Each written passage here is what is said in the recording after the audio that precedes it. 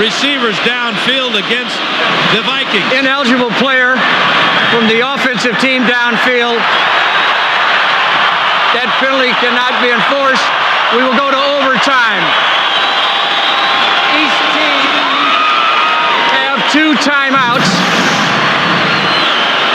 Talked about it coming down in sheets. That was a good snap that time by David Palmer. Berger just couldn't handle it. Then he's looking to throw it. Well, the sheets hit the fan. Yes, it did. And for what it's worth, that extra timeout by Green Bay, that's when it really started to pour. And who'll ever know whether that made the difference, but the ball was wet. Berger couldn't get it down. And as I say, had he thought about just throwing an incomplete pass, there would have been time on the clock and they could have set up to go for it again.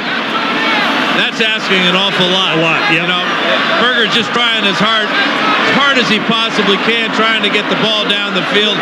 Even if he had completed it, Vikings were illegally downfield. It's asking a lot, but if your place kick holder is a quarterback, you might think of it before a punter does. It's an interception by Williams, so that goes into the book as another turnover.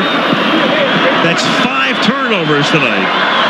And the Vikings have won the toss. It is heads. Unless Phil Luckett's Green out Bay, there. you get the choice. Minnesota reacted as if they'd won the toss. Wayne Rudd couldn't tell heads from tails. So Green Bay wins the toss.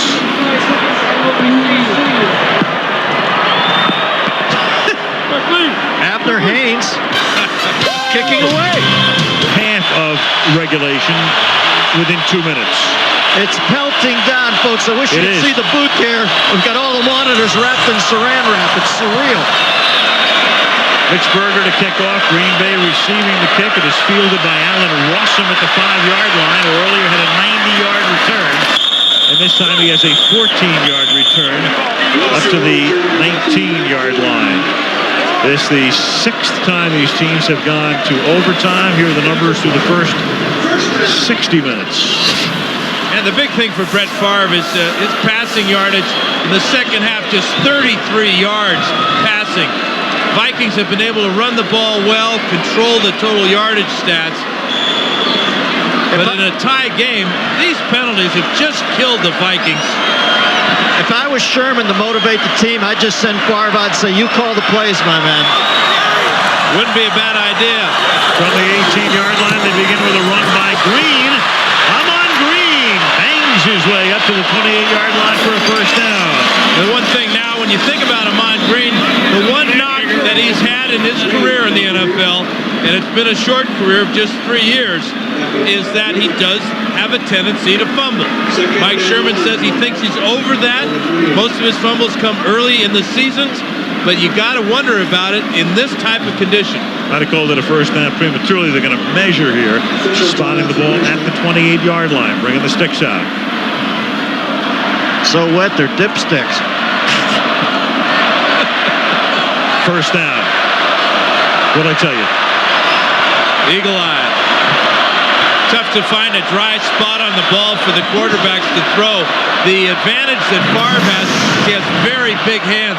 Here's Ed McDaniel, number 58, getting blown out by William Henderson there. Huge play by the Packers, opening up that 10-yard gain. First and 10, 28-yard line. 45 seconds into overtime. Green again. With a slant for a gain of 1. I mentioned this is the 6th time in the 78 meetings this rivalry has gone to overtime. In the 5 previous games, the Vikings have won 4. The other game wound up in a tie. Well, this has been an amazingly close series over the years. Minnesota, 39 wins to 37, one tie since 1961 when the Vikes came into the league. Second and 9 from the 29-yard line. Over the middle. Did he make the catch? No. Incomplete. Green never had possession. Hit by Robert Griffith. It'll be 3rd down and 9. This was real close to being a reception and a fumble. Favre, after the fake to Green, throws him the ball. It's a good call by the officials. He never had possession. Robert Griffith right there to make the big hit. Carl Madsen is our umpire tonight. He's wearing the camera on the bill of his cap. He's all over it right there with the call. Close. The sump pump cam. 3rd down 9 from the 29.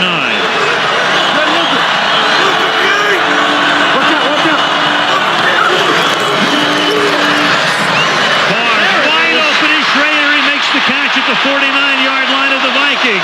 Schrader cradled it, got prepared to get rocked. And that's the catch he didn't make in the end zone.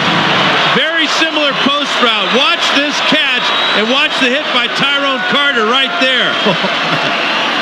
You know you're going to get hit. You always hear that. Announcers always say that. Well, they know they're going to get hit. They might as well go ahead and make the catch. Okay, Easy. Make the catch, get hit, first down. Easier to say. Yeah. Usually it's an old quarterback saying that. 22 yards on 3rd and 9. Now 1st and 10 from the 49. To the ground. The Green breaking tackles coming out of the backfield. He gets 9 to the 41-yard line. Tearing loose of that tackle like Jimmy Taylor. You know, a lot of times teams get in overtime and they forget that they have a 15-minute period, that they don't have to hurry and panic and throw the ball every time. The Packers are very patient on this drive. This is about 4 carries now for Green, a couple of passes mixed in. And a very impressive drive, one of their better looking ones here in the second half. Said his knee hit down at the 43. It makes it 2nd down and 3. Green again runs right into a wall, and that wall is named Robert Griffith. Second leading tackler for the Vikings. And that's what a strong safety is all about. Got tough responsibilities. He's got to be that 8th man in the box. He's also got to play in coverage. Here he is right here. He's in that box playing almost like a middle linebacker. Goes unblocked there and makes the tackle on Ahman Green for no gain. 3rd down 4 from the 43. Frank Winter saying the ball's wet. Wants a dry ball.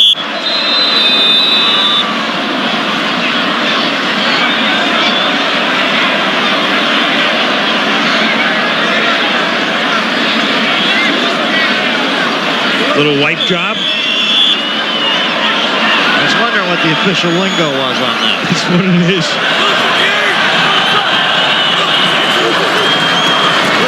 Favre lays it up for Freeman, and it's incomplete. Or did he make the catch at the 15? Yes. What are they going to rule it? He caught it? Touchdown. He did what? Ref was right on it, I think. Oh, man. Man, how did Dishman not intercept it? Well, the Packers are going wild. The crowd's going wild. I mentioned there's nothing to challenge, but they'll have to look at it upstairs. Hand tack, well, he's laughing. But let's see what it shows on the replay. It never hit the ground. It hit the back of Antonio Freeman. Watch it, right on his left. Watch his left arm bring the ball up in the air, and please clear the field 6 inches off the grass. What a catch. Unbelievable awareness of where the ball is on his body. The play on and the he's got field. himself a touchdown. Once again, we are reviewing the play on the field. Ball went through Dishman's hands. He Never caught hit it. the ground. They're trying to bring the teams back onto the field if they overturn it, but I haven't seen anything to overturn it yet. No, it's just a great fluky play for the Pack. Hand tack Look hasn't at even that. gotten over to the... And then over there's to no the hood. contact. Dishman didn't even tidy up afterwards. He just assumed that it hit the ground. You couldn't film that scene in a movie and make it look that good. Touchdown. It will stand. Get out the blow dryer. It's done. A lot of wet heads here tonight, too. This is a heck of a play by Dishman, and just a lucky play at first, and then a great play by Freeman. He felt the ball on the back of his left arm, knew it wasn't on the ground, located it, grabbed it, and scored with it. I'm happy for Mike Sherman. He's a good guy, and he's off the hook now on that call. Favre to Freeman, 48 times. times they've combined for touchdowns. Never with any more drama than this. Wow. And it is another manic Monday. Freeman just earned a couple of those $6 million right there. That is a big, huge play. Season saver. Remember, he talked about he and Brett getting off, and when they get off and they are hitting, magical things happen. But that was After totally reviewing the play, unexpected. the ruling on the field stands. Touchdown. Pretty good call by the guys on the field. They got it right. I mean, that was impossible. Fun game, guys. It is the only time tonight that Green Bay had the lead. Just once. And once was enough. 26-20 in overtime. No extra point, though. That bums me out.